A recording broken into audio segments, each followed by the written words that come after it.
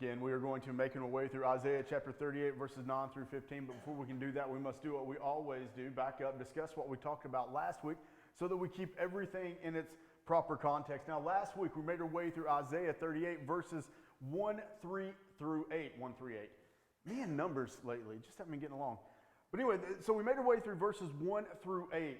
And we said last week that this chapter, 38, chronologically speaking, is actually before 36. So we're backing up in this story. So at this point in time, we know that Hezekiah is sick. And the Assyrians are closing in on them. Although the two messages have not yet been sent to King Hezekiah before this point, but we do know that they are aware that the Assyrians are coming for them. Now, one of the things that Hezekiah has been doing, and we're going to give him credit for this because he is a man unlike his father who is trying to please God. King Hezekiah has reformed the land of the southern kingdom. He's removed the false idols from the land and from the temple, and he's pushing the truth back into the land. But Hezekiah is not perfect. For we know that God specifically told Hezekiah through Isaiah to not pay the Egyptian army for protection. And then what did Hezekiah do? He paid the Egyptian army for protection. He was still paying them during that time. But he wasn't just paying the Egyptian army, he was also paying a fee to the Assyrians so that the Assyrians would not attack them. Now we know at this point, neither one of those plans worked. The Egyptians were annihilated by the Assyrians, and the Assyrians are still coming for the southern kingdom. So it's here that we have this understanding that Hezekiah is sick. But he's not just sick, he is dying. And what does God tell the prophet Isaiah? He says, you go to King Hezekiah and you let him know that he needs to set his house in order. For you shall die and you shall not recover. So here Hezekiah is. He's literally on his deathbed. The prophet Isaiah comes to see him. And Isaiah tells him this news. And Hezekiah is just crushed over this. He's crushed that God is telling him that your life is over. There is no more. This is where your life is going to end. Now, we talked about this last week. This was the means in which God used to drive Hezekiah to his knees, to cry out to God. And then that's exactly what he does. And as he's crying out to God, he's weeping bitterly. He's telling God how he's tried to serve him, how he's tried to please him during his time here on this earth. Now, once again, we know that Hezekiah isn't perfect. But as Isaiah is leaving the palace, God stops him. God speaks to Isaiah, and he tells him, now go back up, and you tell King Hezekiah that he's going to have 15 more years. Now, I don't know about you, but to me, I would be counting down the days for those 15 years. But anyway, it's 15 more years than what he had just a few moments earlier. So Hezekiah understands he's got 15 more years. But the word of God doesn't stop with just that. For he goes on to tell Hezekiah that I am going to be your protector, that the Assyrians are not going to lay a hand on you. Not because of anything that you have done, Hezekiah, but because I am going to protect this land. Now we know one of the reasons why, in which God was going to protect this land, is because of the promise that he made all the way back in the garden, that there was going to be a single seed that was going to come along that was going to crush the head of the serpent, and that seed was going to come from the line of David. At this point in time in Hezekiah's life, not yet had a son. Now we know that in about 3 years, he would give birth to his son, and that bloodline would continue on. So, God protects them from the Assyrians. And then Hezekiah, he does something else. And this shows us the difference between Hezekiah, whose faith is in God, and it compares him to his father, who wanted nothing to do with God. Because earlier in the book of Isaiah, we know that God said he was going to give King Ahaz a sign. King Ahaz being, that's King Hezekiah's father. And what did Ahaz say? I don't want a sign. I don't want a sign from you. But it's here that Hezekiah says, can he show me a sign? And Isaiah was like, absolutely, this is what God is going to do. And we talked about last week how God was actually going to stop the sun from setting and make it go backwards. That was going to be the sign for Hezekiah. Now, we also said this last week. Well, how did he do that? I don't know. But he did. He reversed the sun from setting. Hezekiah saw it. Now, there's something else that we need to look into just real quick, because we know that this takes place before chapter 36 and 37. As we worked our way through 36 and 37, what did we see from King Hezekiah? Well, we know that he was still paying the Egyptians, and we know that he was still paying the Assyrians a fee, even though God had already told him that he was going to be his protector. So you're seeing a man who is striving to please God, and yet at the same time is still striving with the flesh. Okay, here we go. Isaiah chapter 38, let's look at verse 9. It says here, a writing of Hezekiah, king of Judah, after he had been sick and had recovered from his sickness. So we also know that throughout the scripture, whenever God heals someone, they don't have to go to rehab. They don't have to go to a hospital. It happens and it's done. So here we see Hezekiah has recovered. And it says, we have this understanding that this is a writing of Hezekiah. But this is also what we would call a psalm that Hezekiah has penned. And what is a psalm?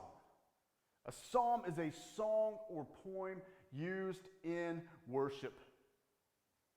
And this word, in the Greek, we have this understanding which means to pluck, which means a song sung to harp music. That's our understanding of a psalm.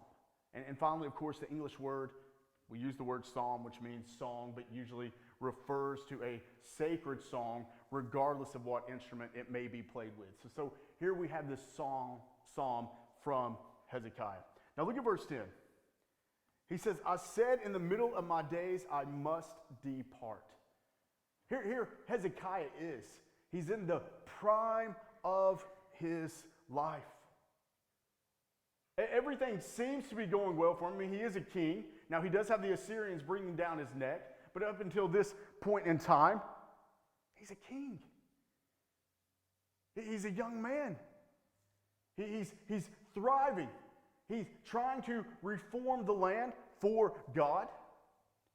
And now he gets sick. And the news comes from God that this is it. Death is coming for you. Now this is something that we need to recognize sometimes. So often we're going about our day thinking as if tomorrow is going to come, but that's not guaranteed for us. It's not a promise. And then think about how you would live your life. How you would live your life if you weren't relying on waking up tomorrow. What would change? What would your conversations look like if you weren't guaranteed tomorrow? Do you think you'd focus on the pettiness of life? Is that where your focus would be? I surely would hope not. I think if you were told you only have so many hours to live as believers, well, what would that mean to you? Would you not be calling people? Presenting them with the gospel? I don't know if I'm going to see you again, but in these last moments of my life, let me tell you the good news. And this is the thing. We're not promised tomorrow. And here it hits Hezekiah right in the face. You're done. Everything that he believed It's important. It's no longer. The very thing that you may be focusing on in your life, and it's at the top, but when you only have so many hours left, you're looking at that and you're like, why is this all the way up here? I mean, this should be rock bottom, and yet this is where my concern is. Your whole world changes when you find out that death is right around the corner. And that's what happened to King Hezekiah. You begin to look at what's truly important. Here he continues with this psalm, and he says, I am consigned to the gates of Sheol for the rest of my years. So he's accepted what God has told Isaiah, that your days are over. Now, this psalm is focusing on the very first part of the conversation that Isaiah had with him. The gates of death wait for him. Sheol refers to the grave or to the abode of the dead.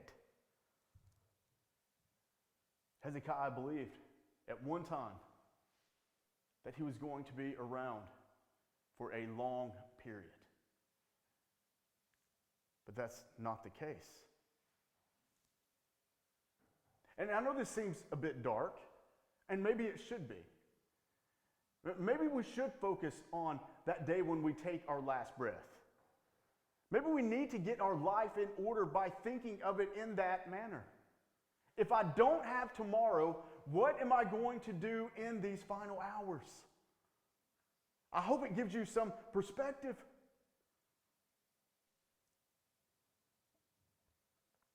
Look at verse 11. It says, I said, I shall not see the Lord in the land of the living. I shall look on man no more among the inhabitants of the world. So this news that Isaiah brought him has wrecked him. And notice where his focus goes. It goes to God. When he's saying, I shall not see the Lord in the land of the living, well, what's he saying here? No longer was he going to be able to worship God while living on this earth. That time was coming to an end. Meaning he was not going to be in the presence of God while he was worshiping in the temple. No longer was he going to be able to hear the Levitical choir singing, the priests praying. No longer was he going to experience the festivals. All that was going to be gone. And then that's one of the things that he was focusing on. Losing that time with the Lord here on this earth. Losing that time of fellowship with other believers here on this earth. Worshiping with his brothers and sisters. That's gone. He also understands that he's not going to be able to see his family, his friends, his acquaintances, even his enemies. No longer is he going to be surrounded by the people that he loves here on this earth. Hezekiah was under the realization that we should all be under. And that is this. Every single breath we take, we are dependent upon God. We think that we have something to do with this? Do you think you can control your heart from exploding? Do you think you can control when your last breath is going to be? You think you can control that drunk driver on the road on your way home? The answer is no. We're all dependent on God when it comes to our days on this earth, for he has them numbered. Once again, ask yourself, what is important to you? Because you don't know how much time you have here. If you're arguing with your spouse right now, stop it. Correct it. Apologize for what you have done and try and move forward.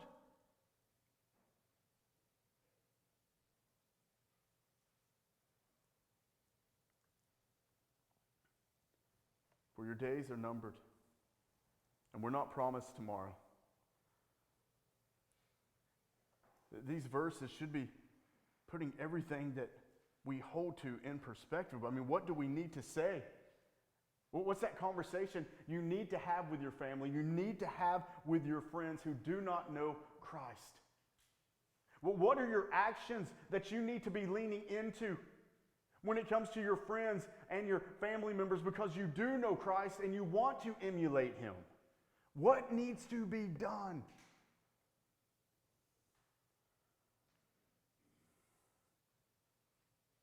What needs to be said? I mean, what do you need to say to the people that you love?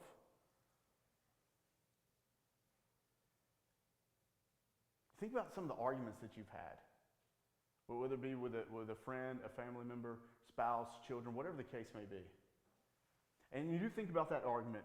And now you place yourself and you only have minutes left in your life.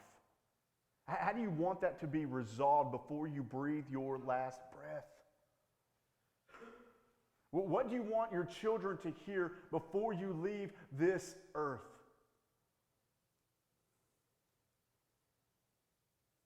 It tends to make the stupid little mundane things that we bicker about, they just get smaller and smaller when you start thinking in this manner.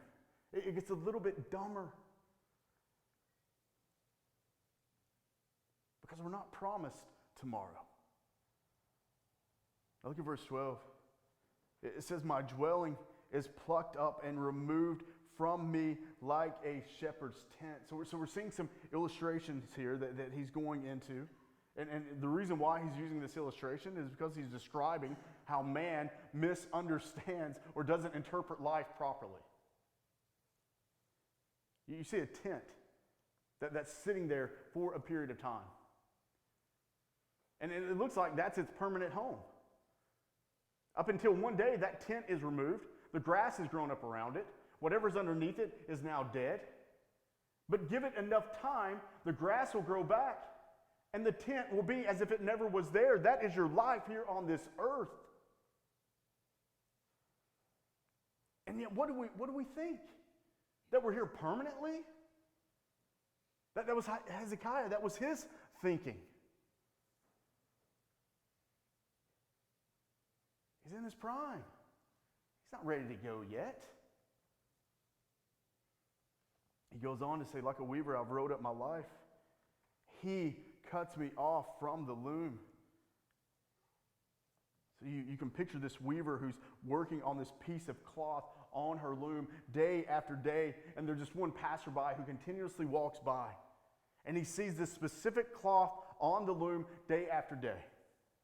Until the one day, the weaver gets the result they are looking for and cuts it loose and takes it away. And here that passerby walks by the loom and it's like, whoa, it's no longer there. It's gone. So used to seeing that piece of cloth there and now no more. That is your life here on this earth. God cuts it off on that day that He has already decreed, and we don't know when that is. It's here today and gone tomorrow. This is what Hezekiah is facing.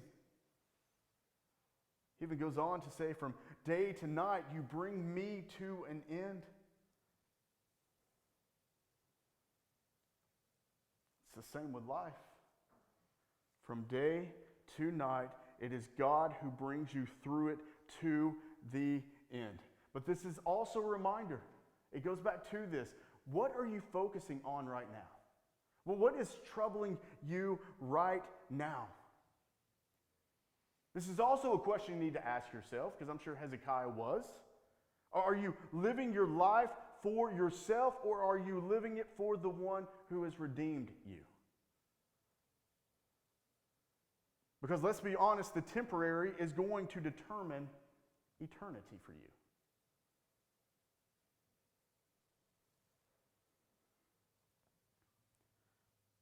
Look at verse 13. It says, I calmed myself until morning. Like a lion, he breaks all my bones. So here you have Hezekiah again putting out this illustration. He's concerned himself with this all night long. What am I going to do? I'm dying. This is the promise that's been made to me. And if this is God's will, then it is going to be done. There's nothing I can do about it. And then he compares God to this lion who is going to crush his bones, who is going to end his life. You have this image of this lion just annihilating him. What can man do against a lion except accept it? You want to fight him with your bare hands? No. That's what's coming for Hezekiah. And he says again, from day to night you bring me to an end. He's saying this once again. From day to night we are at the mercy of God. For it is God who brings us up in the morning, and it is God who brings us to bed at night. Every breath we take in between that time is God's mercy given to us. We are dependent upon him. He continues in verse 14 where he says, like a swallow or a crane, I chirp, I moan like a dove. Now look at this comparison. He compares God to this lion, this monstrous beast that is going to crush every single bone in his body. And now he compares himself to this swallow, this crane, and all he's able to do is chirp. The king is helpless when he is told about his looming death. It's nothing more than a weak chirp of a crane. And what does he do with that weak chirp? He cries out to God. He prays to God. And God hears that weak chirp. And he may not even have the energy to cry out like he should. He's weak.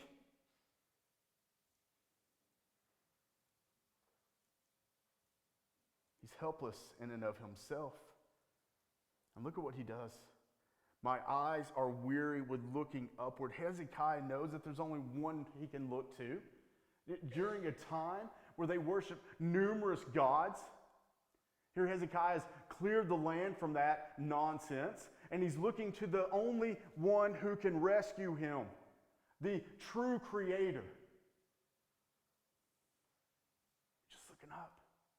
And he's weary, he's sick, he's tired, he's crushed by this news. He's looking to the heavens, crying out to God. And look at what he says. O Lord, I am oppressed. Be my pledge of safety. He cries out to the one who is breaking his bones. He's crying out to the one who is oppressing him. But we see that Hezekiah, he knows who God is. He's the one who has determined this day. He is the one that is taking his life from him.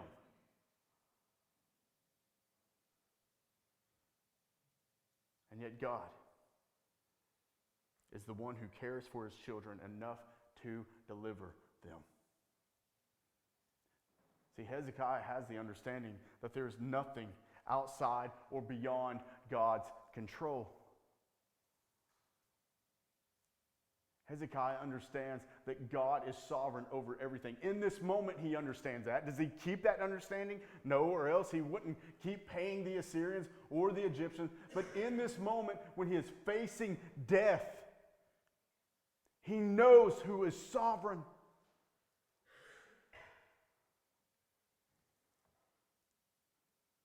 He's crying out, God, my oppressor, only you can save me.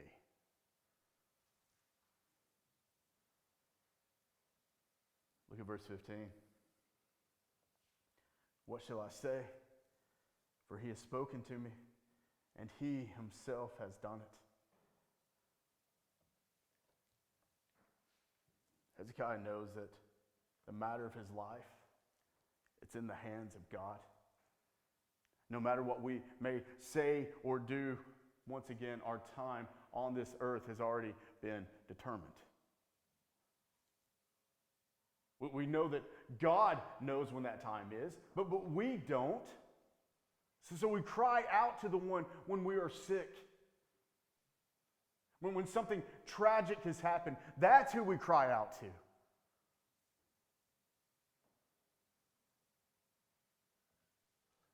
Man, what does God tell Hezekiah through Isaiah? I'm going to give you 15 more years. I'm going to give you life, Hezekiah.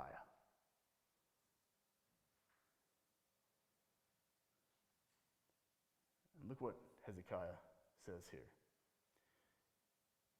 He says, I'll walk slowly all my years because of the bitterness of my soul.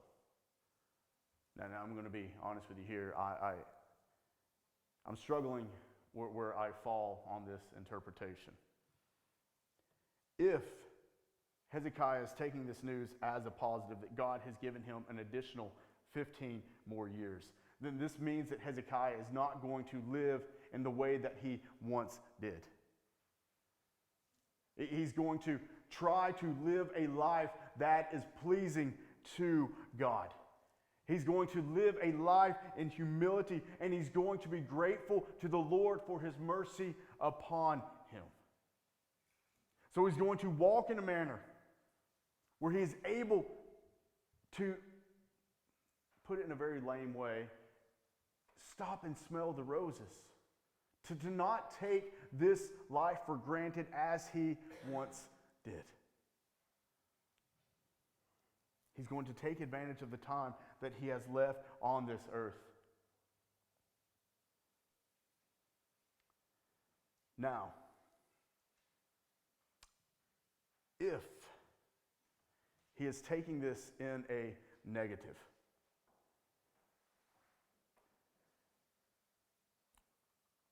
then this means that he's resigned himself to what he believes is God's judgment upon him. And his last days on this earth, he is going to walk with his head bowed and crushed for what he has done with his time here on this earth. A time that hasn't been truly about pleasing God. And this is going to hurt him. These last 15 years are going to be a struggle for him because he is convicted. Like I said, I'm not certain on where I land on that just yet. Because I do think that if this is a positive, then you would have seen a change in his life. The Egyptians wouldn't have been paid. The Assyrians wouldn't have been paid. But I'm not sure. I'm not sure. All right. So we'll end there. Questions? Comments?